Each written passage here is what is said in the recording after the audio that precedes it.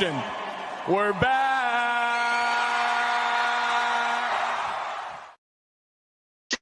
We're back, Megan. I was jamming to the ATX vibe. I love it. Texas volleyball, fifth set. Tennessee is giving them all they can handle, but they are up 8-2 in the fifth set. So we are watching that while we're going to talk. I'm Rocky. I'm Megan, and we are Fire the Cannon, y'all. Boom. Welcome back, Megan. Good to see you. Texas. Oh man, something about these fifth sets for these women when they've had the most dramatic, exciting. When it ever goes, it's been a minute. It's been like over a month since they've even had a fifth set. But when they need it, oh my goodness, it's exciting. They've swept how many teams in a row? 6, 7, 8 teams in a row. Yeah. Yeah, they've had a lot of sweeps. They've been doing well. So yeah, up 8-3 right now. So forgive us if we've got one eye looking at you and one eye looking at the TV there. We'll keep y'all updated as we are going on. That's the beauty of these live shows, right? Miracle Martinez, she's watching too. Lots of sports tonight. Yes, there's also like college football tonight. UTEP is playing. I was actually watching for a minute. Middle Tennessee State against some other state. I don't know. Anyway, yeah. Megan, it is OU Hate Week. I know you are ready to go. Your shirt says, just say no. It absolutely does. And I will try to fix a few things here so you can see the background because I am ready to roll. Let's see. You live for this hate week. Love it. Let's take this blur down a little bit. So y'all can see nice. Hook 'em horns beat Oklahoma. Love it. Love it. Yes, beat OU. We're going to get into it because it is a big week. It is a turning point. It is a crossroads. It is a shit or get off the pot week for this Texas team that started with massive expectations. Technically, the things are still all ahead of them, but let's see this week if what they're made of. And the culture's on the line. We're going to talk about it. It's all on the line. But Megan, how are you?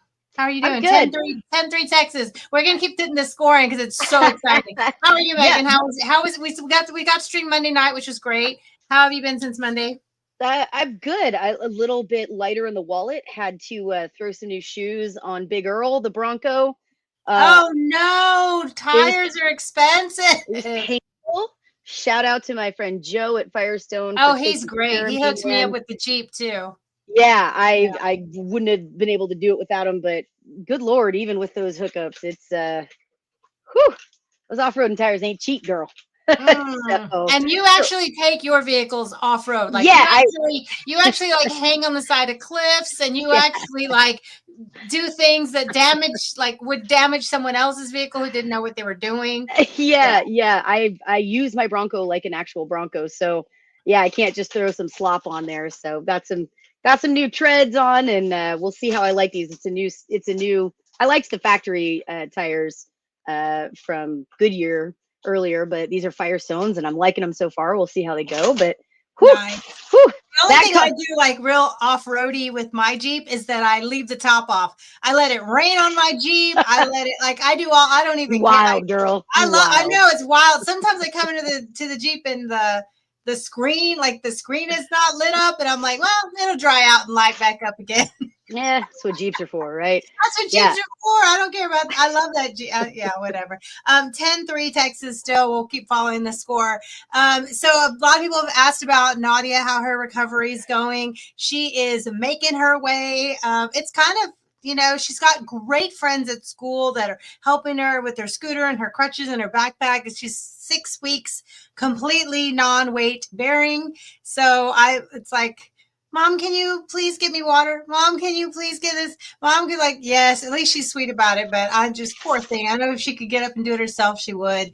But she has been going to school and she has good friends helping her on a little scooter. But anyway, so I think the biggest thing that you and I went through over the last 24 hours was Dolly Parton. And was she, the sister scared the world asking for Dolly Parton prayers. And we're like, no.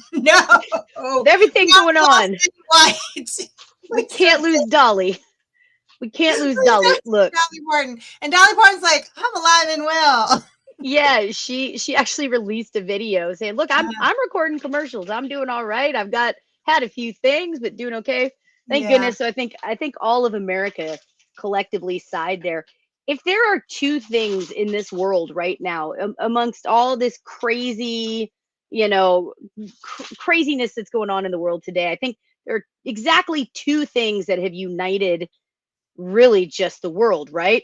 One, Dolly Parton, man. Who doesn't love Dolly Parton? Everyone loves Dolly Parton. How can you not? You just hate life Exactly. if you don't love Dolly Parton. Exactly. And I think too, and Rocky, I never thought I'd see the day. But I think the second thing that has actually united the world and maybe brought a little healing is this absolutely atrocious article by The Athletic and the New York Times.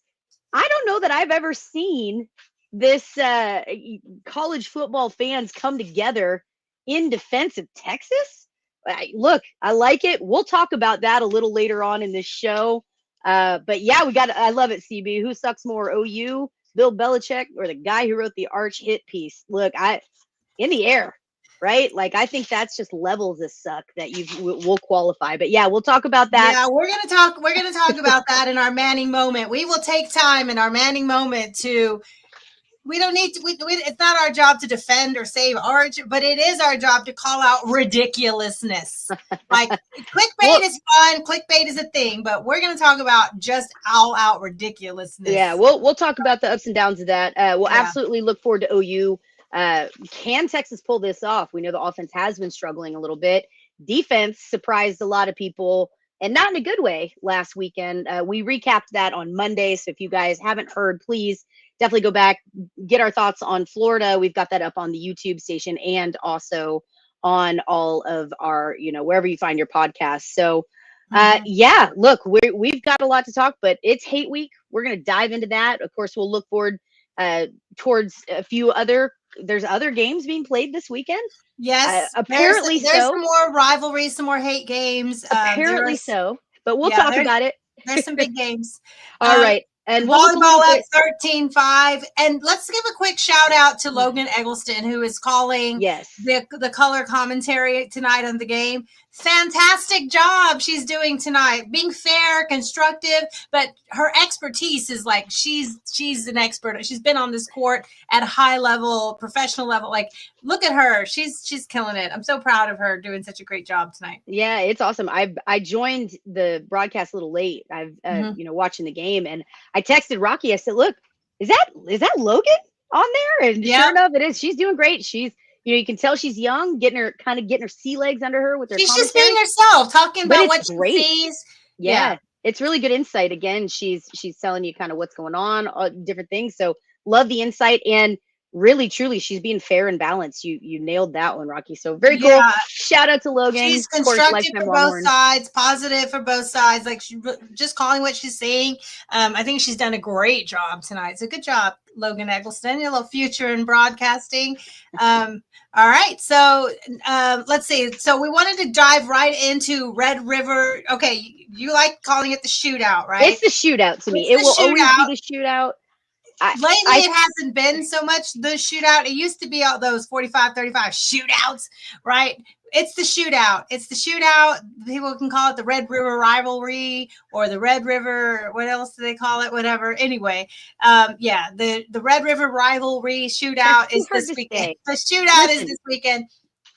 If for anything, I don't want to sound like Elmer Fudd calling it the Red River rivalry. It just sounds dumb to me. Like, I call it the shootout. It's the Red River shootout. It's the Sooners. It's the Longhorns.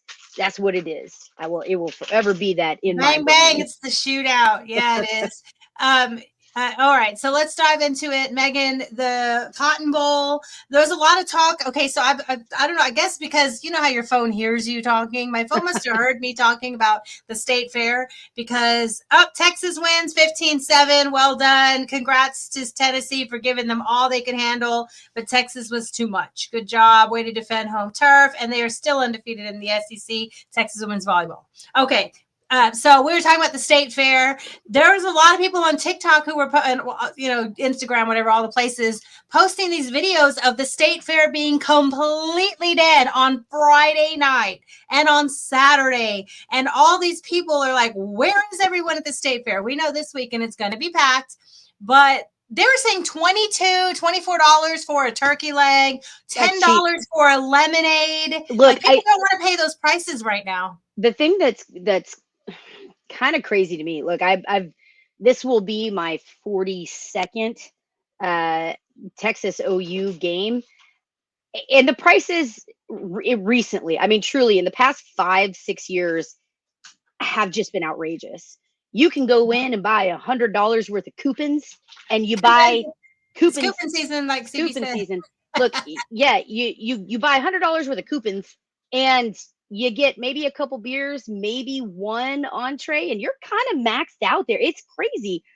And I'll tell you, I've been pulling back on it. Who's got that That's money not to spend? family friendly. No, but then you throw that in now, with this recession that we're going through, the economy the way that it is. I was seeing some people saying that just to get your kids, to take a family of 4, just to get them in and get them something to eat. Well, yeah, but I mean, you're talking like getting them something to eat. By the time all is said and done, even keeping it kind of light for a family of 4, you're looking at $400 or $500, and that's just that's not the state fair, man. Including tickets to the game if you want to go to the game. Well, that's separate, but like but just to spend the day at the fair should not cost $400 or $500. I mean, that's a separate conversation. Yeah. But the point of that was that it's been dead at the state fair the last few days, but that will be different this weekend because the biggest game, the big rivalry match is back in the state fair. 50-50 split. I know you love this environment. It looks so good on TV. You posted something about all these random people, like, we need to see burnt orange on one side and crimson on the other, and there's just too many people wearing white. It's the truth. Look, I have strong opinions about what to wear at games, and for the most part, folks, do your thing, but not in this game, man. Show up. You don't show up in some neutral color, like both teams wear white at some point. Don't do that. Look, we got some of the most distinct, again, burnt orange, the most distinct color. You've got it against the Sooners. I mean, this is iconic, man. You want to see that split. The second you put white on, it just blurs everything, makes it harder to see. And I think it's silly. Again, show your pride here. Show a little love for the colors, right? I don't know. I don't get the people that wear white to games like this. And yeah, there's official merch out that, like, all I could think of was Rob Lowe. Rocky, you remember that when he shows up the NFL game? And he had a hat like NFL. Yeah, like trying to be the neutral. Oh, everybody likes me. I don't want to piss anybody off. I'm gonna wear my little hat that says NFL on it. Like, don't be that guy. This is hate week, man. This is Texas OU. Wear your colors. Wear them loud and proud. We talked about this, and I think the only people who could be neutral or allowed to be neutral looking are maybe visitors. Like, I've been to other games where I'm not trying to fight with either team. I just come to watch a good game. I happen to be in town or something like that. So I can be neutral, but I think a game like this, if you care the 1% about one team over the other, you better be head to toe in burnt orange. Pick a side. Look, and this is where you and I disagree. I'm that asshole that shows up. Like, yeah, I go to games that, I like watching college football, right? If I have an opportunity in a bye week for Texas, I like checking out other games. But I'll be the one that shows up in Texas gear, and I'm like, hey, guys, I'm just here to have a good time, right? So sometimes I'm like, where are you? Why? That's fair. That's fair. I don't think this is such a heated rivalry. Like, yeah, there's that part. And again, I don't think anybody that's met me would accuse me of being a wallflower. Like, I tend to be obnoxious, and I fully own that, and I'm okay with that. But yeah, look, don't wear white. That's all I'm saying. For Texas OU weekend, you don't wear white. That's just don't do it. Just don't do it. All right. So, Megan, let's dive into it's Wednesday night. So the first week in the SEC match, the injury reports have to come out. The initial report is out tonight. This is what it's looking like. I'll zoom in a little bit. So let's start with OU's. Whoa, my thing is zooming in. Okay, let's start with OU. Out pretty much three of their O-line, not all starters, but still there's some depth that is out. Also doubtful another O-lineman. The big question this week, and we're going to talk about that line that has shifted early in the season. You could have got double-digit favorite early in the summer. Texas opened this week at 3.5. The line is now 1.5. OU favored by flip. 1.5. Yeah. A lot of that has to do with the quarterback health / Texas's abysmal performance last weekend, right? So questionable, John Mateer, quarterback. What is your first thought when you see him listed as questionable? There ain't no question. I told you this when they first announced that he was hurt, and they said his timeline was 3 to 6 weeks. I was like, 3 weeks. 3 weeks when they play Texas, we're going to see Mateer. There's nothing Venables wants more than to beat the shit out of Texas. And I'm telling you, his best chance to do that is with Mateer. I think OU is a program that absolutely, if there's any question on if he can play, they're going to play him. So I think I've been saying this whole time. I think Mateer plays. I think these attempts at head games have been kind of silly to me. I don't know. Maybe I'm totally wrong here, but I think he plays. I think that's been the plan the whole time. What about you, Rocky? What are your thoughts here? I'm sure if Mateer thinks he can go and the staff thinks he can go, they're going to give it a shot. I don't know how much they're going to risk. Just like we talked on Monday night about putting Wisner or Baxter or other really key players out too soon or before they're ready. You have to trust the staffs and the coaches and the trainers to put them out when they're ready and when they can contribute and make an impact. John Mateer, especially in this, we'll talk about it in a minute when we talk about their offensive system against Texas defense, because we're going to break down the offenses and defense versus each other on both sides. But there's something about, of course, we've seen his leadership, that his ability to pretty much be a lot of their run game and establish a lot of their moving the chains. It's a lot of it's Mateer. And if he can go and make an impact, I'm sure they will try. My question would be, is it worth, if they're rushing him, I'm not saying they're rushing him, but if they're rushing him or he's rushing himself to hurry up and get back, because this is a big game, could that put at risk the rest of the season? Because they have the back half of their season is where they're really going to start playing some good competition. So that, risk reward for them. But this is a big game, and they need to, I'm sure they want to kick Texas while Texas is down, and they need to make a statement. And even though Texas is not a top 25 team today, they came in the number 1 team in the country, and that has been a bullet point target on their calendar no matter where Texas is ranked today. Yeah, look, this game's always crazy, right? I will say rankings don't matter in this game. How the teams are performing plays into it for sure, but this is an emotional game. This is a game full of hatred. It's a game full of, rivalries, and you got a lot of Texans on OU's team. There's a lot of players that were recruited by both sides here, right? Lines were drawn, decisions were made, loyalties were built. So this is one of those games. Look, I think, yes, again, like I said, Venables wants to beat Texas. I think that's been kind of a thorn in his side, right? I know he's got heat and pressure from his side, especially the way that they've lost to Texas to the last 3 years. It's been embarrassing for OU. It's been embarrassing for OU. So, yeah, I think this is big. I will say this. Again, full disclosure, a little bit of burnt orange glasses on here too, but also knowing some folks that have worked for the program, I don't think OU is as hesitant to put a player in if they're kind of questionable, right? Like, I think they're going to put them in. And I think Switzer would have done it. I think, Stoops would have done it. I think Lincoln Riley would have done it. I think that's just kind of how that program is there. And so, yeah, I think Mateer, it probably isn't going to be, I think Baden, you had said, will Mateer be 100%? Probably not 100. I wouldn't argue, though, that he's going to be 80, 85, 90. 80% Mateer is enough to beat Texas. He's got the talent and he plays well. And then you throw in that motivation, you throw in that extra level of juice, right? That adrenaline that's there. Yeah, I mean, I think we really see him come out, and it's going to be crazy. Now, Rocky, like you brought up, there is a risk, right? There's always a risk of re-injuring or re-aggravating, certainly when you had surgery. Now, we said this a couple weeks ago. There have been a couple surgeons. There's an Austin-based surgeon, I think, that online said, look, I'm not his doctor. I cannot confirm this, This is not official. I'm just saying, looking at the incision, looking at, the things that they're saying, the way he's acting. A couple weeks ago, this Austin surgeon said, I don't think this surgery was as intense as OU initially said that it was going to need to be. Looking at from his perspective, again, take that with a grain of salt, take that for what it is. Yeah, they don't know until they're the surgeon getting in there, 1,000%. So educated guess, perhaps, yeah. But I think Mateer is going to be in. I think he's going to be mostly healthy.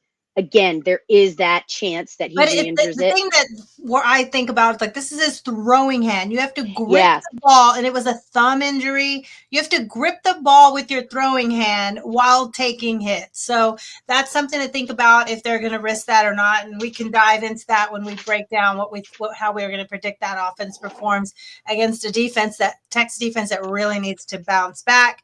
Let's look at Texas. Doubtful CJ Baxter. Wisner's no longer on this list, so that's good. Malik Muhammad, Wisner played last week, and they pushed everything they could get out of Wisner last week. It was a lot they asked of him by himself. And then probably Malik Muhammad and Parker Livingston. Livingston, I think they've both been practicing all this week, so hopefully they're fine to play. Not having Malik Muhammad last weekend was a huge difference in Florida being able to get their passing game going against Texas. They were able to take deep shots. They were able to, their young Dallas kid that blew up. But not having Malik makes a big difference. So getting Malik Muhammad back, and then Parker Livingston, we've seen what he's able to do, and he's kind of become Arch's, go-to guy in big third down moments. So yeah, absolutely.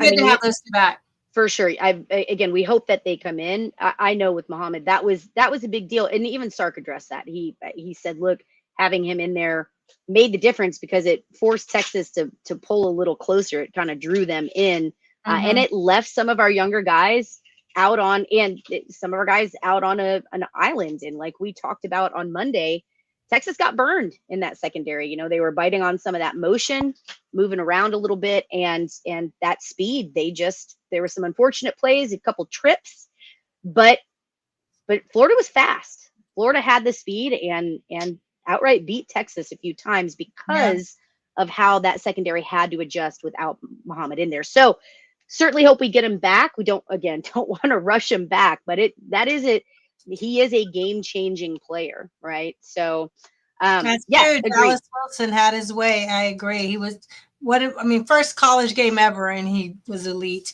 All right, so let's dive into, Megan. We kind of talked about a little bit. We're going to look at the Texas offense versus OU's defense, kind of look at where they're ranked nationally in a lot of these categories and who's got some advantages there or some disadvantages. And then we'll flip it and do the same for the Texas defense against the OU offense. But let's start with Texas offense against an elite OU defense. So kind of just looking at the overall numbers, OU is number 2 in the country in first down defense, number 1 in the country in third down defense, a top 12 team in fourth down defense. They are number 2 in passing defense, number 5 in rushing defense, number 2 in scoring defense, and overall total defense, number 1.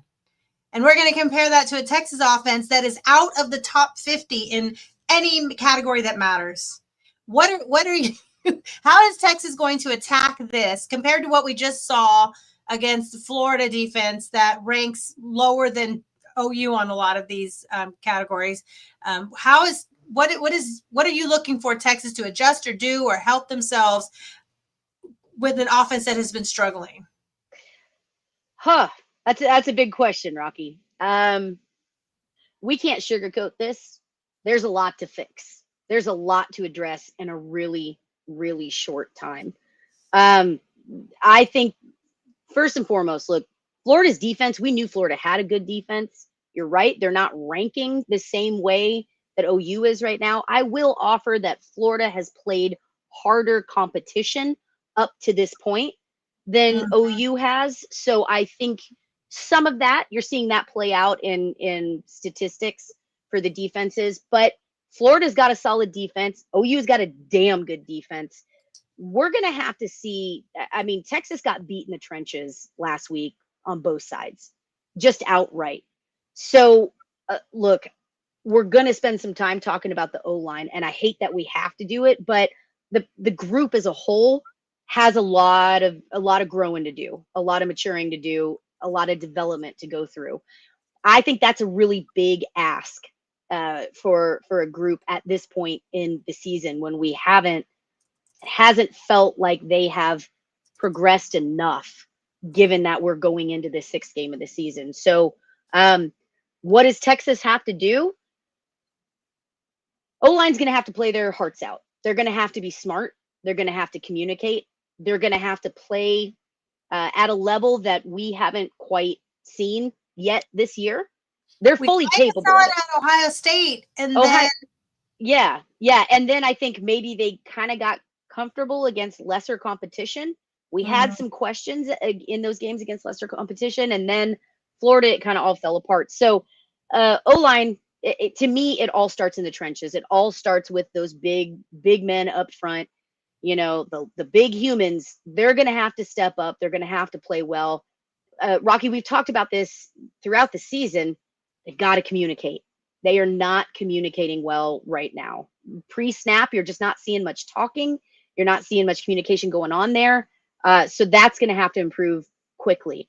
Also, and look, we're going to harp on this on every level, but you can't shoot yourself in the foot as a team as a whole, but certainly that O-line group cannot make silly mistakes, boneheaded penalties. It's going to be loud in half of the stadium anytime Texas has the ball, right? So the O-line has to be better about being mentally in the game, focused, and really getting their heads right so that you're not putting an offense that has been struggling in bad positions. You cannot get behind the snap here. You cannot get behind the chains.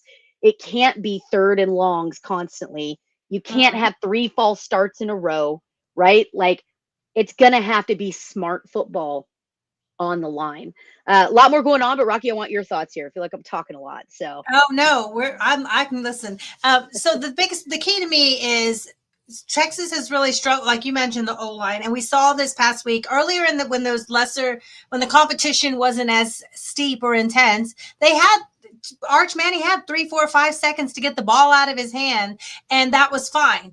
Now he does not have that time, and they are coming fast and furious. And he is also, there's, like you mentioned, the miscommunication on the O-line, just leaving people wide open. There were a point, like we said the other day, 7 players were up on the line for Texas and 4 again on Florida, and 2 got through. That kind of stuff, I don't even understand how that happens. But so Braden mentioned this too, and this is what I was about to say. They've got to get the ball out quicker, and it's going to be Sark's job. And we know we don't like when he used the phrase back to the drawing board this week, but they're going to have to find ways to get the ball out quicker, not leave Arch so much time to have to think and just move and give trust these speedy, great route running receivers to move the chains and make things happen after the catch and scheme that open. That's got to be the plan. Also, a really key number, what I mentioned a minute ago, OU is number 1 in the country on 3rd down defense. Texas, number 115 in the country out of 134 teams. They're one of the worst in the country on 3rd down offense. We know, we've talked about it before. Some of that has to do with those penalties, right? Those penalties where they get a false start or they get a holding or something. Yeah, motion, illegal, whatever. Something happens where they're in 2nd and long and 3rd and long. And of course, here we are. Texas still one of the worst teams in the country on 3rd down. OU defense number 1 in the country on 3rd down. So Texas cannot leave themselves in 3rd down at all. But if it is, it needs to be a manageable 3rd down, and they have to have a plan to get the ball out quick on 3rd down. That's what I'm seeing, like the big key. Fortunately for Texas, who's also struggled in the red zone, OU is not one of the best teams in red zone defense, but the teams don't get down to the red zone very often against OU. So that's what I'm looking at really for Texas is the penalties. You mentioned, Megan, the penalties right away. Out of 134 teams, Texas 129. for penalties per game. It's just not acceptable. I know most of the team is still young, but we are 6 games in, 5 games in already, and the penalties are not getting better. That part. Look, I know that Sark's teams at Texas historically have had issues with penalties. Sark's teams are just highly penalized, but it's got to stop. You've got to cut that back. Again, we mentioned one of the most abysmal stats from last week to me was that Texas had more yards and penalties than they did rushing. You're not going to win games like that. I don't care how good your defense is. I don't care anything else that you're doing. I don't care. You're not going to win games when you are outgaining your running backs with your mistakes. That's just problematic. You cannot do that. So look, another thing. So we're talking about your running backs. That is something. That's another area that Texas really struggled last week. If you take Arch Manning's rushes out, Texas running backs only had 15 yards in last week's game. Again, it is really, really difficult to open up a passing game, to open up your options, to get yourself in those short downs when you can't run the ball. You've got to give this team, you've got to give Arch some opportunities. You've got to give this team some opportunities. You have to be able to establish a run game here. Now, that's going to be a big challenge for Texas. Again, we know that Quintravian Wisner, look, he looked like he may have re-aggravated that hamstring. Like you mentioned on our Monday show, Rocky, hammies are just a tricky injury, right? You can be good, you can be good, you can be good, and then it takes not much to re-aggravate it. So in that late touchdown for Texas last week, we saw Quintravian Wisner go back and again grab that back leg, grab that hammy. So that is something we're going to have to keep an eye on. Now, something I want to say this. I would like to see in this game, I'd like to see, given that we know that Baxter is probably not going to be playing. Thank you. You can see Trey grabbing that back hammy right there. So thank you to Nash for this photo as well. He clipped this out of a video. So look, if Wisner is maybe questionable, we need him in. He's a leader of the team. No doubt about that. But I'd like to see more of James Simon. I know he's young. I know that, you want to lean on your experience. You want to lean on your leaders. But look, we've shown right now that Texas is struggling on a lot of levels. And to me, if something isn't working, man, especially in this game, you can't just keep slamming your head against the wall. Try something different, right? What are we waiting for at this point? To me, this is a time where if Wisner is struggling to get a few yards behind an O-line that isn't opening up some of those holes for him, try something else. We saw Clark come in. He had he didn't gain anything. So I don't know. I think Simon gives this team a lot of opportunity. He's young. He's hungry. He's got power. And I thought he ran really well. The few times that we have seen him, I thought he had run really well. So look, you're going to have to rotate some guys out, maybe do some unexpected things here. You're going to have to play call well. I mean, Texas, I say this, given where both teams are at right now, this exact moment, Texas is going to have to play beyond what they've shown us so far this season on a lot of levels to win this game. Now, that sounds pretty bleak. That's a big mountain to climb. But I would say this, for a little bit of burnt orange sunshine, we are capable. Look, this team is talented. We are capable. The pieces are there. We've seen flashes. Again, if Livingston is in, that kid is playing lights out. We saw, who do we just get back? Mosley. I think there's a ton of potential there. Oh, I'm excited about a ton of potential there. If Wingo can step up and be more physical, get there, like go up for those 50-50 balls, come down with it more often than not, come back for the blocks, right? Like we have the talent. It's just, I think the most frustrating thing about this Texas team this year is you see an issue rear its head and then it's not a consistent issue throughout the season, right? It hasn't been a consistent issue. But when that issue doesn't rear its head every time, well, here comes another issue in a different area popping its head up. So if Texas can put together a clean game and play up to their potential on every level on the offense, I think we're in a good position. Now, Rocky, we'd be silly, we'd be remiss if we didn't talk about the Arch Manning, the big, the Manning in the room, the elephant in the room. Let's talk about it a little bit. Let's talk about it a little bit. Look, we know that Arch hasn't lived up to expectations, but take a minute and examine those expectations. Yeah, you want to bring it up? Like, look, we brought this up. I can't bring it up on this computer because I'm not logged into. I don't no have problem. an Athletic no account. problem. So look, I was able to view it earlier, but not from here. We don't need to click on it. I just wanted to screenshot. No, That's fine. We'll talk about it. So the New York Times, The Athletic, released the clickbaitiest of all clickbait articles that said, "Is Arch Manning college football's first flop?" First of all, and if there are kids listening at this time, I apologize to the parents now, but fuck you, man. That's ridiculous. That's ridiculous. Of the thousands and thousands and thousands and thousands of players every year, over decades and decades and decades of football, Arch is the first one to not live up to someone else's expectations of him. Right. There have been disappointing moments. There have been frustrating moments with Arch. I agree. He's got to make decisions a little faster, right? We saw early on, and we still see sometimes, like he's missing some guys. But for the love of everything that is sacred and holy, this is his first season as a starter. Behind a struggling O-line. I cannot put into words how ridiculous it is to have these kind of conversations. What I am begging everybody is know this. This is clickbait. It is ridiculous. There's no merit to any of this.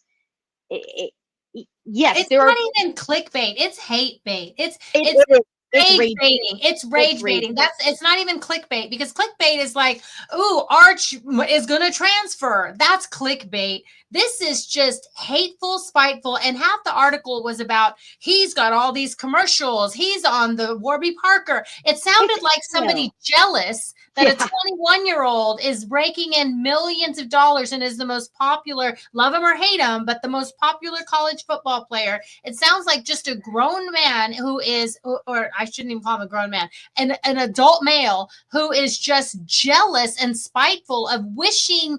It sounded like he was wishing failure on a young athlete who is trying to find his way. Arch isn't the one who said, I'm going to be the Heisman favorite. Arch isn't the one who said, I'm going to lead a #1 team. He never did that. When he was at SEC Media Days, every single time he's behind the mic, he says, I haven't earned it yet. I got to go prove it. I have to get out. I'm still learning.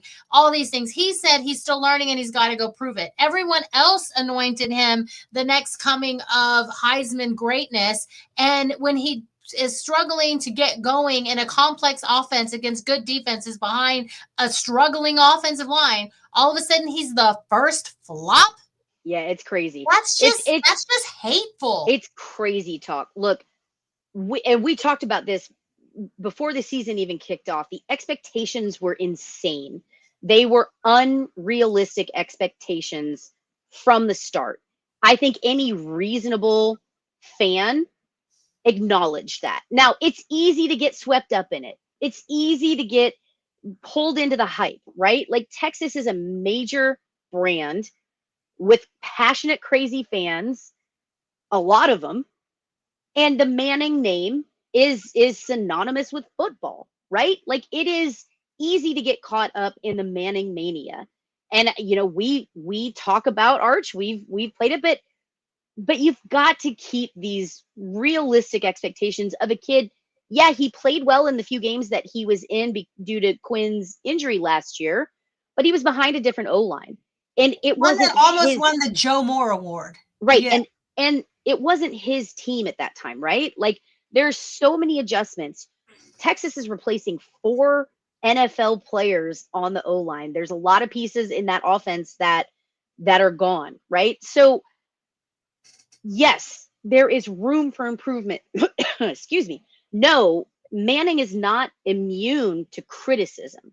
That's not what we're saying here. But having realistic expectations about a first year, a kid that's in his first year, and this is his first team, that is his team in college, with a lot of changing pieces, like, y'all, he's got the talent, he's got the skill, he will be fine.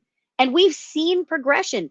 We have seen, I will say this, look, that Florida game, as frustrating as it was, especially early on, there were so many moments where if you stopped and you took your fan emotion out of it and you watched what Arch Manning was doing, despite getting put on his ass almost every play, over and over, yeah. despite his, the team around him not giving him time or opportunities, right? Like, despite all of that, he had a really, really good pocket presence.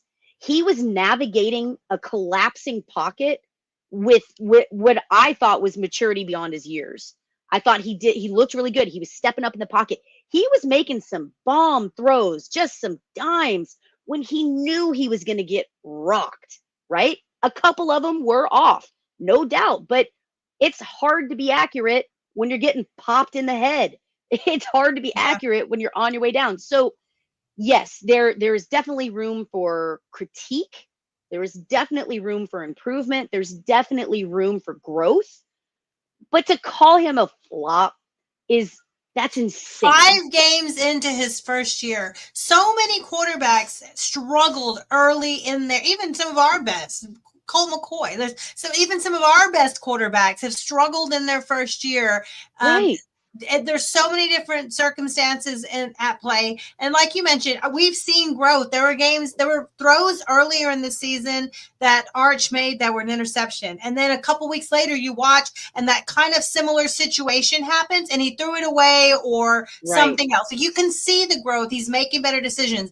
And then again, in this game in Florida, there were points where a couple weeks ago, we saw him standing around with a wide open lane. If he needed to go forward, he could. And then we saw him do that in Florida. We saw him go ahead and go forward. And there was a lot of times where, like, there's nowhere to throw. The receivers are not getting open. That's another issue. But so he's made the right decisions more often than not. And it was not Vince Young was going to transfer and nearly move to wide receiver.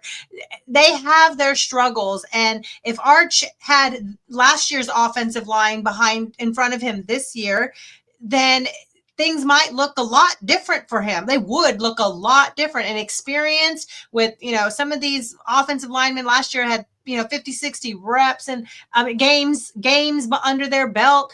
Right. And he's got a line that's figuring it out right now. And a lot of them are young or starting for the first time this year. So that's a lot to ask of the entire offense. And it will look different next year. And this year might be some more struggle bus coming, but it will. Let's just make that statement. There will be struggles. There will be. It's going to be a rough year, but if they play the way they played on last week, but it is not only just it's not even just unfair to call him the first flop, as if there's never been anyone actually incorrect. As if no one has ever not met the expectations. That's not even the article was just cruel. It was just bitter and spiteful, and the person was wanting a young man to fail. Yeah. I will say this. We said this a little bit at the top of this program.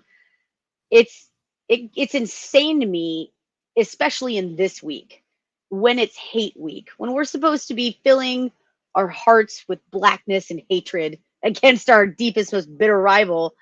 I saw Sooners coming to Arch Manning's defense. I saw Aggies coming to Arch Manning's defense. I basically saw all of college football go, look, we might hate Texas or whatever. We might not want to see Manning succeed, but this is a bullshit article. And that to me was both inspiring and kind of like, that's crazy. I never thought I'd see the day.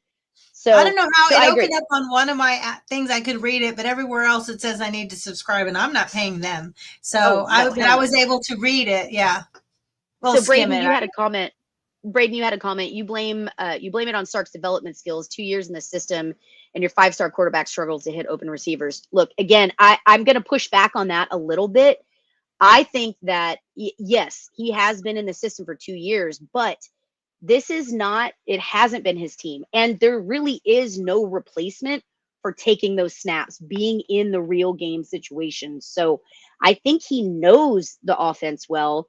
But when the pieces around you, and we've talked about this, you got to see when your O line is collapsing, when your receivers are getting out physical, when they're not coming back to you, when they're not helping you out, right? When they're not getting open, that when you can't establish a run game, I mean, 15 yards Yeah, it's not from your Archie's running fault back. they can't run the ball. Yeah. So I will say, while it does suck to see and it is frustrating to watch, I'm not going to put all of that and say that Arch is not it hasn't picked up on the skills, hasn't been developed. I think there's too many pieces to blame Arch for what's happening. Now, again, he does have some culpability in this, but I'm not going to say Sark hasn't developed him well because there are so many other pieces. What I will say, what I do think is under fire, Coach Flood, and look, we have been Coach Flood truthers from day one. We've had, we've talked with Christian Jones, we've talked with Tope, who truly sing, Coach Flood's praises. But what I think is biting Coach Flood in the ass right now, especially as we are getting deeper into this NIL era and transfer portal era, is Flood looked at where his players were, and despite getting pressure from Sark, from other pieces of the football program, Flood made the conscious decision to not aggressively pursue anybody from the portal. That was a choice that Coach Flood made. He hasn't done that at all at Texas, and right. This is the year it's biting them. We pulled in Bill Norton, right? But it hasn't. There's never been a plan to aggressively pursue portal guys. Wasn't Bill Norton defensive line? I thought he was O-line. No, I think he was. Maybe I'm wrong. Yeah, oh, there you go. See, look at me. I'm even messing up. But think Flood has taken an O-line in the portal since he's been at Texas. So yeah, I mean, it hasn't been all CB things will considered, especially knowing how Sark has historically done really well in the portal. Yeah, Flood doesn't. That's a choice that Flood makes, and I can tell you, I know that has been cause for consternation behind the scenes. And because of what is happening this year, I do think that Coach Flood, that seat's getting real hot. And I don't know that he's going to have some. I mean, again, we saw Texas bring in a consultant, an O-line consultant, right? So that's never a good line, a good. Well, that guy's been on staff since the spring. Yeah, but they're pulling him in more for O-line. Like there were changes this week. So again, in Coach Flood, I trust his development. What I'm frustrated with, and I think is problematic, is his timeline, right? He didn't see the gap, or didn't think the gap was a big enough issue to take action and bring somebody else in. So look, at the end of the day, ain't shit we can do about it right now. You can't change that in the middle of the season. So Texas is going to have to figure out a way. And if there's one thing that I think Coach Flood is good at, he is good at finding the right pieces and plugging them in where they need to go. He will develop these guys. But at the end of the day, where Texas is at right now, they are going to have to work with what they got. And these guys are going to have to make some big jumps really quickly. So. All right. Okay. No offensive lineman in the portal for Flood. He's trusting his recruiting and development. So, all right.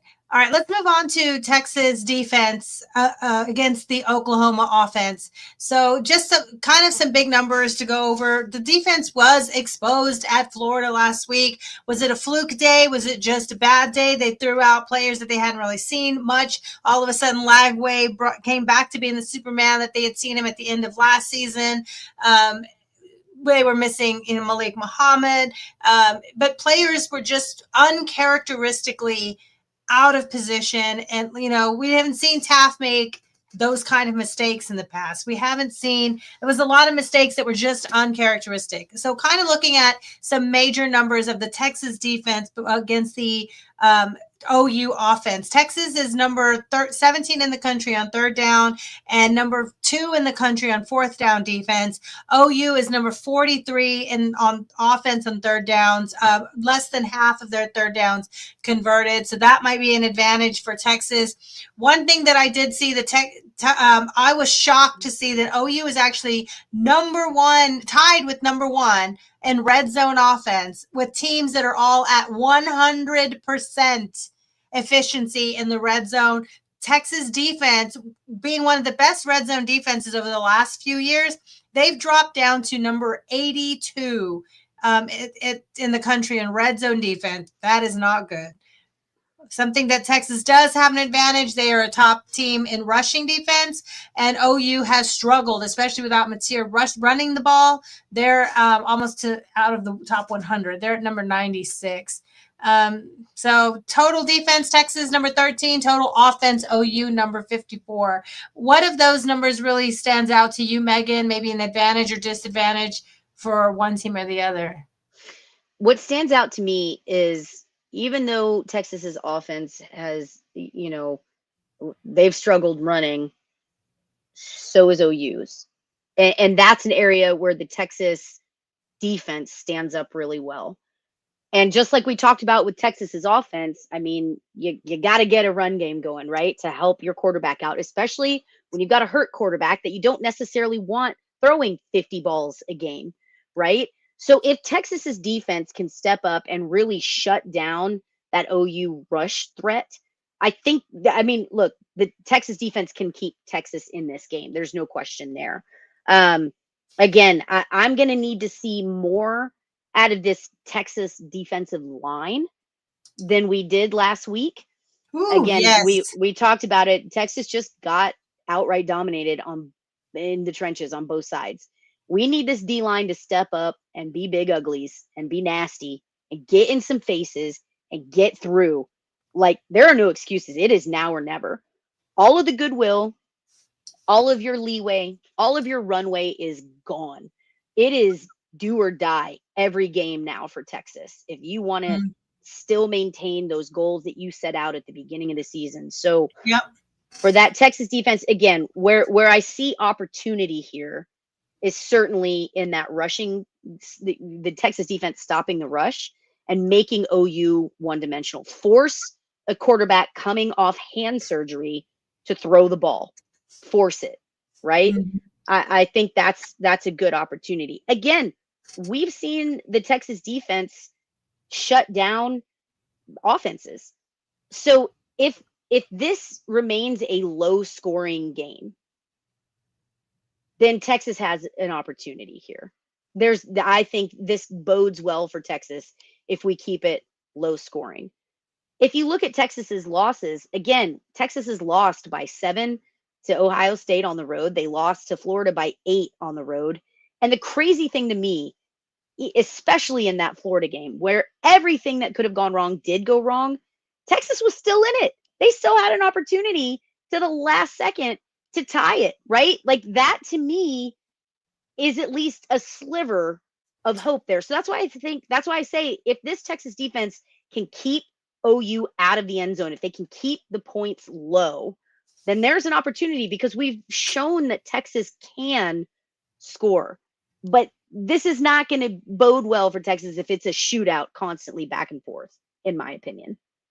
Rocky, what are your thoughts here? I mean, Texas is averaging about 30 points a game. OU is averaging about 34 points a game. But I think the difference is Texas has given up 12 points a game. OU has given up only 7 points a game over their last. Yes, I know it hasn't been the best competition, but 7 points a game, that is a steep. That's why they're number 1 total defense in the country right now. Again, I still feel that a lot of who OU has played is playing into that. Now, again, Texas, I'm not saying that UTEP is some like crazy scoring machine. We know that San Jose State Sam Houston San State. San Jose State is actually like one of the most efficient offenses right now. Like, so that was actually not that bad to hold them. Like, they have with one the of the best wide competition, right? receivers, But yeah, so look, Panero or whatever. that's what I'm saying. Let's take this a little bit with a grain of salt. If we were talking To hold halfway any through, team to hold any teams to an average yeah, of 7 points, including Michigan, you know, like it's still respectable, and it's still like the numbers are the numbers 5 games in, right? What do you they think are. about? Yeah, what do you think about Texas? Right now is averaging about 180. Well, so they're getting about 278 yards a game passing. Texas is holding teams to under 200 yards a game passing. Do you think this is somewhere where if OU passes can get it over the 220 mark or so, they can pull away in this game? If they can throw the ball, they saw what Florida just did to Texas in the passing If game. Texas can throw the ball, No. If Texas can stop the throw. OU just saw what Florida was able to do against Texas, of course, without Malik Muhammad. Do you think if OU can hit that 220-ish passing yard mark, they could pull away with this game? I think it's going to take a little ball on Texas. I think it's going to take a little more than that. Again, I think a lot of Texas's success or lack of it is going to depend on, is Manny back? Is Manny back there helping out? Is he being that leader? Is he providing the relief so that there's a little more cushion for Texas's secondary to function and for Taft to have some help in the backfield, right? Mm-hmm. I think if Manny is back there and is serviceable, that changes everything for this, in my opinion. I think that I will say this: if OU gets to 300-ish yards, then there's problems. Then I think that gets real tough for Texas to come back. This Texas offense is not an offense that is built to play from behind. It's just not. Nope. So the defense is going to have to step up and keep this, like I said, to a low scoring game. It's got to keep the quick scores gone, right? Like you've got to, the defense has to control what's going on, get some turnovers, get some pressure. Again, we're putting a lot on the Texas defense here because that offense is still developing. There's some holes in the offense, and there's still some things that need work. So we are going to have to put a lot on our defense to keep us in this game and to shut it down. Now, that's been the whole season. True. I will say this. We're saying all these things with our chest. We're saying them definitively. And if this were any other game, Rocky, we'd be absolutely right. But this is the Red River Shootout. Wild things happen in this game. Emotion is going to play a role in this game. Now, we heard Coach Sark say in his presser, we've got to play with emotion, but not emotional. I agree. And I'd like to see like any emotion from this team because they've come out flat lately. Texas has been flat. Texas has been flat on the sidelines. They haven't been hyped like they were in years past. It's been something we've been talking about all season. Yep. And again, if you can't get up and get excited and get that blood pumping for Texas OU when you're coming through that tunnel, and you can't maintain that level of hatred and, just being amped up and that level of emotion for this game, I don't know what to tell you about the rest of our season. I really don't. So this is a gut check coming up for Texas. Can they come out with emotion? Can they come out and keep that energy up? Can they play to the level that we know that they are capable of? And can they put their pride? I mean, their pride is on the line. Is this a team that's going to step up when their backs are against the wall? Or is this a team that has reserved themselves for being good next year? I don't know. No, we'll know a lot. When do you think we'll know what kind of fight is in this team? The first drive, the first quarter, halftime, like this last game, wait till the fourth quarter with 2 minutes left? Like, I think we know that this team has some fight. I think we pay attention to the sidelines the second that they come out of that tunnel. And I think you pay attention to that sideline when the kickoff happens. I think that's going to be a good indicator. But I will say this Texas team gets a little bit of a slow start. Things are not over. If things are back and forth and close in the first half, it's not the end of the world. But I'm going to be looking to Texas's energy levels. I'm going to be looking to, do we have Arch Manning that's taking off his helmet and hell yeah, getting his guys going? Do we have the leaders on these teams? Do we have the leader on Texas coming up, hitting the guys on the head, saying, let's go, hitting shoulder pads, let's fucking go, right? Like, is there that level of intensity early on through the game? I'm going to be looking for that. Yeah, I mean, we saw it coming out at Florida. Grayson Littleton, that first hit on defense, what could have been a momentum, like just a statement play right away, and the ball bounced funky, and Taft couldn't get on it because it bounced like away from him. Those kind of things, like Sark mentioned early, they could have had the ball there and gone up 7-0 within the first minute of the game. Those kind of things just go your way sometimes, or they just don't go your way sometimes. The ball bounces, right? But are they going to keep that intensity and that physicality? And we got to see a big difference on the lines of who wants it more, because we know OU is going to come in seeing Texas down, seeing that Texas just got kicked in the mouth, and they're going to want to kick Texas in the mouth again too, right? All right, so let's keep moving on. Megan, we're not going to give our score prediction yet, because we'll give that when we do our college football picks, but do you have a couple of keys to the game that you want to give now? Yeah, I do. Look, Texas, again, I've said it earlier, you got to get some run game going, even just a little bit. You got to get guys involved. I think we're going to see some trick plays from Texas. I do think Sark has been holding a few things back here. I think we're going to see some really good scheming, but you have got to get that run game established. Like I mentioned earlier, the O-line, you got to keep your head in the game. Everybody's got to keep their head in the game, but especially that O-line. They've got to play out of their minds. They got to play smart. They got to play clean. They can't make stupid mistakes. You absolutely have to keep your head in the game, and don't shoot yourself in the foot. A couple other things too, but Rocky, how about you jump in? You tell me, what do you see? I just want to see some quick passes, things that help give Arch confidence, things that move the chains. That's what we need. Spread them out. Be smart about how we get the playmakers involved. We were hoping this year to see way more from Wingo. He's had his moments, and it's just a combination of all the things, right? But would like to see more Wingo. We saw Mosley. Like, I just want to see some excitement, some passion, some quick moving, have OU on their heels a bit.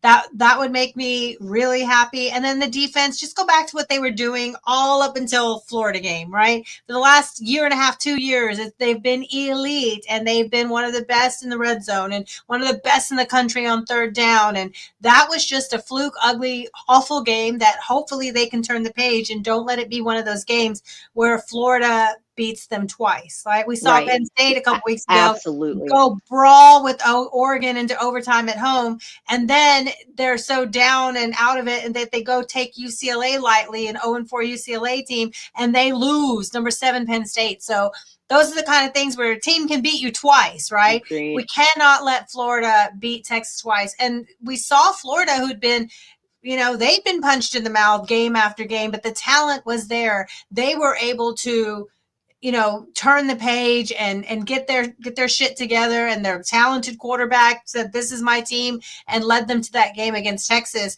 This could be a moment like that for Texas, who's been punched in the mouth over and over. Like, there's so many similarities with Texas and Florida.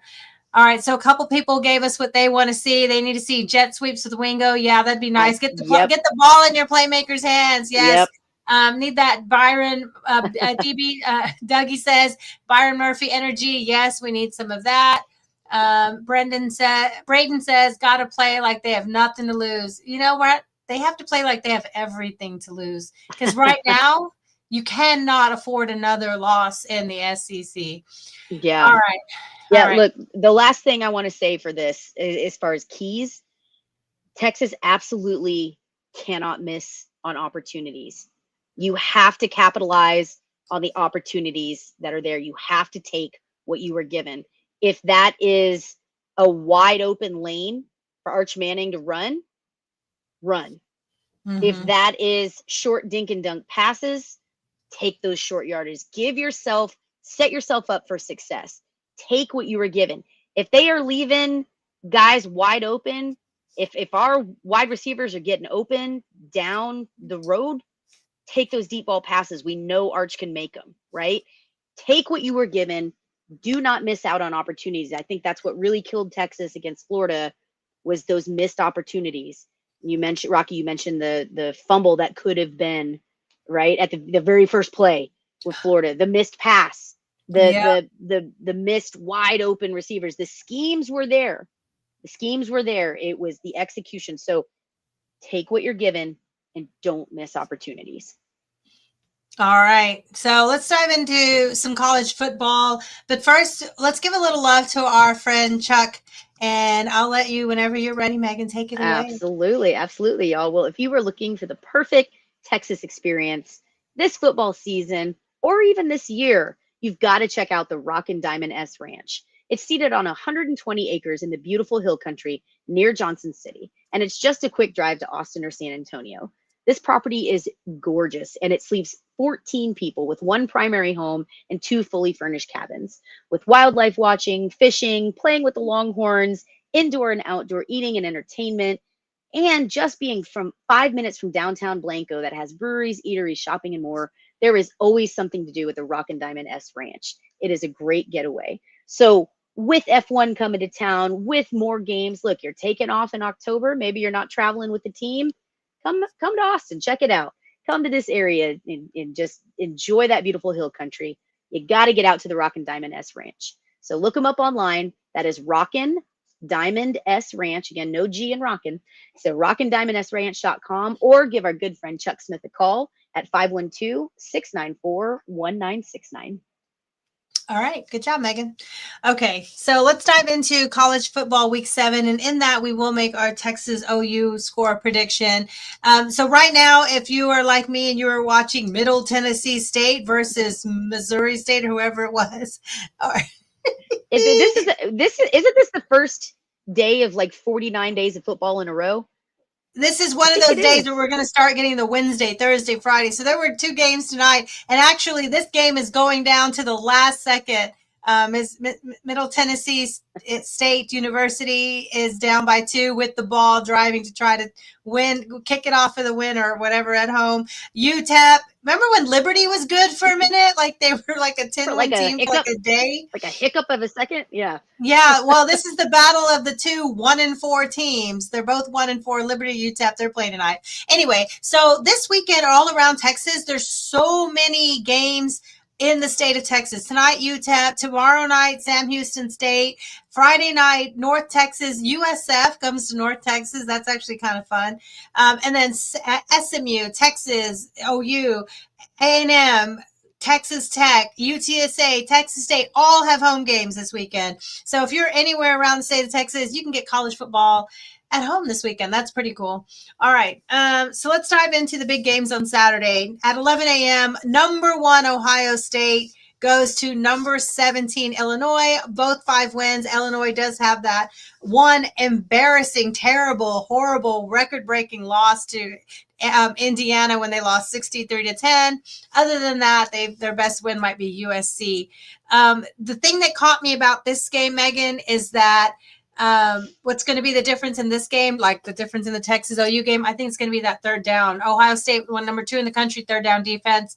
Illinois, number 81. So if they can't convert and move the chains on third down, it could be a long night for Illinois. And I think that's why Ohio State is favored by 2 touchdowns at Illinois. How do you feel about that game? Any thoughts about Ohio State? I mean, this little young kid is just on fire. Their quarterback, Stan is the real deal, man. I will say this. I think Illinois is going to show some fight early on, but I think Ohio State has this one. While neither of them have played any like crazy good teams, they have played ranked teams. But I think that Ohio State has this one. We're going to learn a lot about Ohio State in this game. I think that truly. This will, Right. to me, this is a pretty good test for them. So, but yeah, I'm taking Ohio State in this one. They handled business at Washington. That was at the time an undefeated team. All right, so let's move on. Number 8, Alabama at 14, Missouri. This is actually a sneaky good game. Alabama is a field goal favorite at Missouri, but Missouri, I did not know that they had fit this way. I didn't know they were sorry. number 1. I'm sorry, I didn't respect your game enough. I was not familiar with your game. I was not familiar with your game. I knew they had, the best running back in the country, Ahmad Hardy, leading the country with, 730 yards already. He's one of the top with 9 touchdowns already. But I did not know that they were number 1 in the country in third down offense and number 2 in the country in total defense. What, Missouri? Sorry, I wasn't respecting your game enough. They're ranked number 14. And here comes Alabama, one of the worst in the country in third down defense. Third down defense. Number 97 in third down defense. And Missouri's number 1 in the country in third down offense. What do you think? I think you're right. I think this is a sneaky good game. I think we find out, was that Georgia game a fluke for Alabama, or is Alabama the real deal here? I do think Missouri is going to give them a run, but man, I got to say, that's a hard place to play at night. Missouri fans can be brutal. Well, this is the morning though. This is 11 a.m. Oh, game. sorry. Yeah, so it's still helps, hard. That helps. That does help. It's still a hard place bit. to play. It's still a hard place to play. I don't know. I have a hard time picking this one, Rocky. I'm going to take Alabama, but I'm going to take Alabama because I'm crediting them with that Georgia win here, but I would not be surprised if this was upset city. It's upset city. Wrong team favored. Missouri's going to win this game because they can move. They can keep the chains moving on third down. And that number 2 total defense, huge. Alabama has a respectable offense, 452 yards a game, but Missouri's only giving up 200 yards a game. Something's got to give. And if you have a number 2 total defense and you're the best in the country on moving the chains on third down, oh man. And you have the best running back in the country. Okay. Yeah. Let me ask you this. Is Missouri a dark horse for the SEC? It might be. They might have to be. They're undefeated right now, and Alabama's coming down. That's going to be a good game that I will be watching at 11 a.m. All right, 2:30 in the afternoon. Number 7, Indiana goes to Oregon. This is interesting too because these are both top defenses against top offenses. Again, Indiana, I didn't know your game was like that. Number 3 scoring defense, number 5 total defense. Again, they don't play elite offenses, but they have one coming. Number 6 scoring offense in the country, 47 points a game. Oregon is hosting Indiana. I think Oregon being at home, they're touchdown favorites. I could see them pulling away with a touchdown or more. Yeah. What do you think? Yeah, I think Oregon shows up. Again, I've been really impressed with Indiana. I think what they've pulled and done so far this year is really, really impressive. I think they're a really good team, and we're going to be talking about them for playoff contention. But yeah, I think Oregon they're just firing on all cylinders right now. I think Oregon's going to be good in this one. Yeah, being home helps a lot. They've already been tested, and I agree. Oregon's going to win that. We'll pick Oklahoma, Texas later. Just note, Virginia Tech comes to Georgia Tech. They're now ranked number 13. Okay, so Florida at Texas A&M. Texas A&M, they're now up to number 5 in the country. They are touchdown favorites at home. They have the SEC's leading receiver at Mario Craver. He's killing it, and they actually have one of the best defensive players, Cassius Howell, with 7 total sacks, one of the best in the country. So they actually have a pretty balanced offense and defense. The physicality we saw from Florida last week and the way it all came together, do you think they're going to carry that momentum into Texas A&M? I'm going to say this. Okay.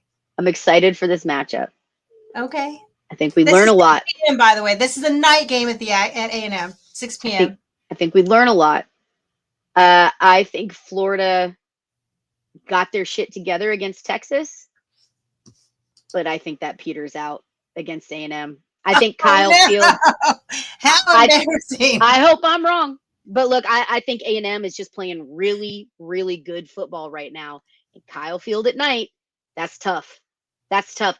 I think Florida might be emotionally exhausted from it. Now, I do think we are going to see a better Florida against A&M than we saw Florida early on. And Florida had some hard games early on. Let's not be fooled. Like, they are capable here. I think a lot of this is going to depend on, again, how much farther has Lagway healed. We know that he was kind of a one-legged Lagway against Texas, and they still beat us because we couldn't get to him. But A&M, man, Kyle Field at night, I think A&M's going to be extra motivated to prove a point to beat the team that just embarrassed Texas.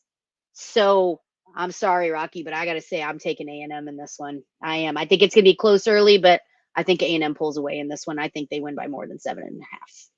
I think they beat that spread. I don't know where to go on this game. I kind of feel like Florida found their way and they're going to build off that momentum. It couldn't have that kind of physicality because they've had it against Miami until late when they were just exhausted. They had it against, their own bonehead penalties cost them the game at home against USF. I feel like they're putting it together. It was going to come together, and it did. And it looks like Lagway, even though he's limping, he's still healthy enough to ball out. And now that they've got this Dallas Wilson kid, lighting it up, and Ball, their running back, was a beast. Like, maybe, but that's a lot to ask a freshman to take that on the road in that kind of environment. So I'm going to actually go out on a limb and say that Florida keeps it respectably close. Maybe under this line 7.5. I will take that hook. I'll say that Florida covers, but A&M wins. I think they're going to make it a little more physical and drag them into the mud the way they drag Texas into the mud. I hope so. Okay, actually a game that's quite exciting because our friend Justice Finkley's with Kansas, and this is a big game. So number 9, Texas Tech, they're hosting Kansas, 2 touchdown favorites. Number 1 passing offense in the country, number 2 scoring offense in the country, number 1 total offense in the country, and a top 10 defense is Texas Tech. In Lubbock? Yeah, it's crazy. Times are wild, Rocky. What dimension are we living in? Look, hats off to Texas Tech. As much as I am not a fan of the Raider Rash and those crazy guys out on the Llano Estacado, they did it right, man. They didn't fuck around. They put it out and said, look, we're going to buy talent. We're going to buy a team. We're going to buy some victories. Good for them. Good on them. But now that they're putting it on the field, they might actually keep some of this recruiting class, right? Truly. And look, they're in the Big 12 now, which is significantly different than it was just a few years ago. So, yeah, I mean, Texas Tech, things are lining up well for them. They're playing well. They've got the talent there. They're putting it together. Oh, I want Kansas to show up. I've said this. I think Kansas has been kind of my dark horse for the Big 12, but I'll be honest, I didn't think Texas Tech was going to coach that talent like they have been this year. So at this stage, I'm going to take Texas Tech in this one, especially at night out there in Lubbock. I think it's going to be a good game, but I think Tech overall is a more well-rounded team at this stage. So I'm taking Texas Tech in this one. I mean, they went into Houston and gave it to them, undefeated Houston. Yeah, I think they'll be fine at home. 14.5. I feel like they could backdoor cover that late. Kansas has played so well. Tech's going to take that. But I wish Kansas goes in there and upsets them. All right, number 10, Georgia goes to Auburn. Who cares? Michigan. I think that's going to be a good game. But, all right. Yeah. Well, classic game, Michigan, USC, NBC, Saturday night, 6:30 p.m. Michigan has a running back who is averaging almost 8 yards a carry. Junior running back Justin Haynes, almost 8 yards a carry. They have a great defense, and they're going again, another top offense. Number 2 in the country, USC total offense, averaging. They're only giving up 100 yards a game, and Justice Haynes is getting almost over 100 yards a game. So something's going to give there. All right. What do you think about Michigan, USC? Oh, did I even put the line? I don't even know what the line is. USC's favored in this one by 2.5. Oh, yeah, I wrote it right there. Go ahead. Yeah, look, this is one that this has probably been the hardest one for me to pick all week. And I will say this. I think USC is better than aren't they number 21 now? Did they move up? I could be wrong. I thought they were unranked right now because they just lost to Illinois. Let me check. What I will say about this game, Michigan to me being at number 15, They're unranked now.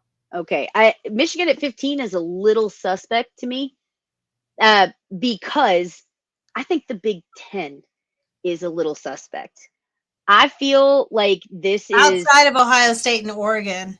Look, I feel like this is I'd say top heavy league, but I don't think there are enough. They have a lot of ranked teams. There are, but I don't know, man. I'm still not fully bought in on the level of competition in the Big Ten.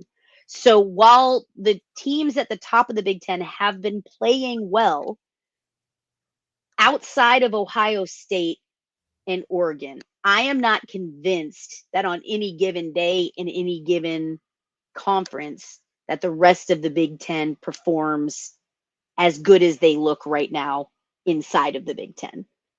So that's where I've been getting hung up on this a little bit. I don't know. I think I'm a little. I just feel a little. It's kind of that way with the SEC too. There's because of the whole NIL transfer portal, all the things. The rosters are getting a little more evening out a bit. Evening out a bit, and it makes more parity. It makes more excitement. Anybody could beat anybody. I mean, we were talking about Indiana and Illinois as top dogs, right? Like it's a crazy world we're living in. That's for sure. Do you think Michigan can go into USC, into the Rose Bowl, and beat them with USC favored 2.5? Yeah, Michigan is fully capable of beating USC. I think USC has apathetic fans even when they're doing well. Yeah. So I don't think that's going to be a daunting place for Michigan to go in and play at. I'm having a hard time picking this one. I'm gonna take USC in this, but again, I can see this. I want to take Michigan. And I will probably change my mind 4 more times. But because we're recording tonight, because we're here right now, I'm going to take USC just because they're at home. All right, Rocky, how about you? I don't know.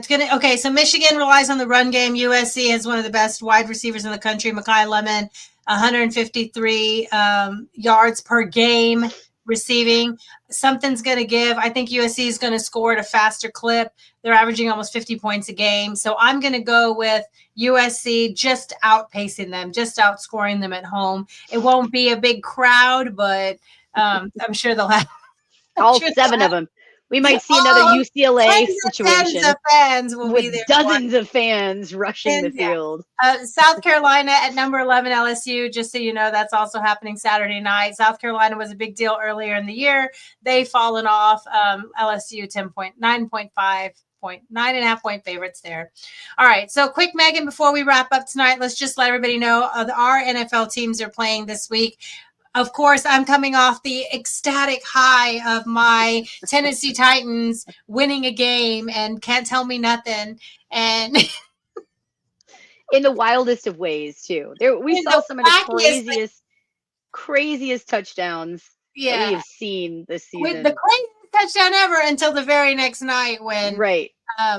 We still got to make our Texas OU pick. We'll do that after NFL. Okay, so Thursday night game, Philly at New York Giants. That's the prime video game. Sunday night, our teams. First is at noon, Dallas at Carolina. Dallas are favorites. Tennessee at Las Vegas. Vegas are favorites, but I think my Titans are going to go in there and win that game. The afternoon game. So for the first time ever, our teams are not all playing at the exact same time. We get Dallas, and then we get Tennessee, and then the Sunday night game, Detroit at Kansas City. We just saw Kansas City with the weirdest, wonkiest, funkiest loss against the Jags the other night. I'm not crying about it. Kansas City are 2.5 point favorites. How do you feel about your Lions going into the downtrodden 2-3 Kansas City Chiefs? I like being the underdog. I like it. I think Detroit likes it. I think we're going to have a great time. I think Detroit beats the snot out of them. So I love my Lions. I'm excited about it. It'll be a fun game. I will be obnoxious as ever. And I think Detroit goes into whoops up. All right, let's make our picks for the game. Here's the board. We have a couple people put your score predictions in too if you're on the chat on the YouTube. So here is the score. Remember, I was saying earlier in the summer you could have got OU for double digits. Texas was double-digit favorites. It opened this week 3.5, 2.5, 3.5, depending where you were. ESPN said it opened this week at 2.5.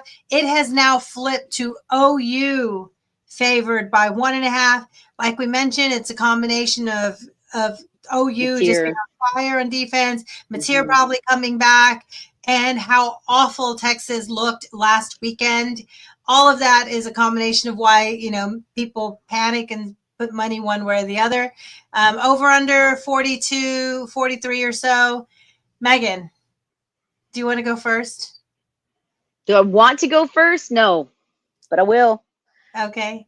God help me. I'm taking my Longhorns in this one, y'all. Look, 61% chance of Texas winning. I think the Longhorns are their backs against the wall. That culture's in question. I think this team finds a way. It's a crazy rivalry. Emotions will be running high. Ooh, Rocky, I might be crazy for saying this, but I think Texas takes this 27-24. All right. I picked Texas to go into Florida and lose that game last week. I thought the score would be worse because I thought the weather would be bad, but the weather turned out to not be the problem. But this hi, it's me. I'm the problem. It's me. It's me. I'm the problem. This to me feels like the classic stop, make a team one-dimensional. Texas has the talent to make OU one-dimensional. They already struggle running the ball. Texas actually is a better running team this year than OU, even though the starters have been out the last 3 games. They've had the young guys coming in and playing, the competition, but still Texas has put up better numbers in the run game. But OU has the best defense in the country against the run. So both teams will not be able to run the ball on Saturday. It is going to be up to the quarterbacks to make things happen. I really believe even if Mateer comes in and plays, he will be limited. And that hand will have a big O target on it, not anything dirty. That's just where the tackles might end up. And you're not wrong. I just don't know how the Texas offensive line is going to hold up against what OU is probably seeing as just dollar signs right now. But I trust Sark to scheme away from that, like we talked earlier. I trust him to scheme away from that. So long story short, I think Texas is going to survive this game, but it's going to be an ugly, like a 19-17. All right. We got it. We got it close. CB, you got Texas taking it 17-10. I'm sure none of us are wearing burnt orange glasses here, y'all. This is all highly, highly technical stuff here. But no, I like it. Ezzy, you throw in the pride and winning tradition of the University of Texas will not be entrusted to the weak nor the timid. And that is absolutely true. I love it. I love it. I love it.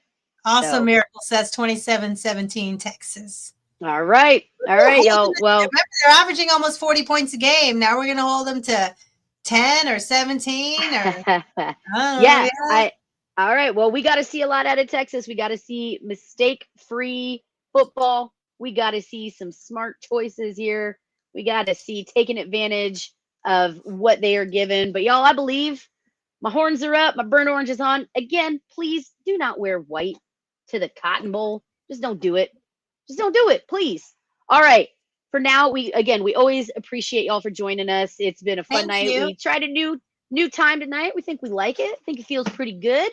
So 9 p.m. Central might we kind of like it. There was like 15 different reasons we thought maybe just start a little later because we have stuff going on, blah, blah, blah, all the things. And I think I like it. It worked out great. Oh, Matt, 25-23. So everyone here is thinking Texas is going to miraculously. Sure, there's no bias here at all. No bias here at all. I love it. Well, if you want to continue to be biased and hear these amazing Longhorn predictions, y'all, please be sure to like and subscribe. Again, we are Fire the Cannon on YouTube. We are Fire the Cannon podcast. And on Instagram and X or Twitter for this old heads, we are Fire the Cannon and the #1. Okay, y'all, for the last time, we're going to sign off until the game. It is 10:31. and OU still sucks. I'm Megan. I'm And we're Fire the Cannon, y'all.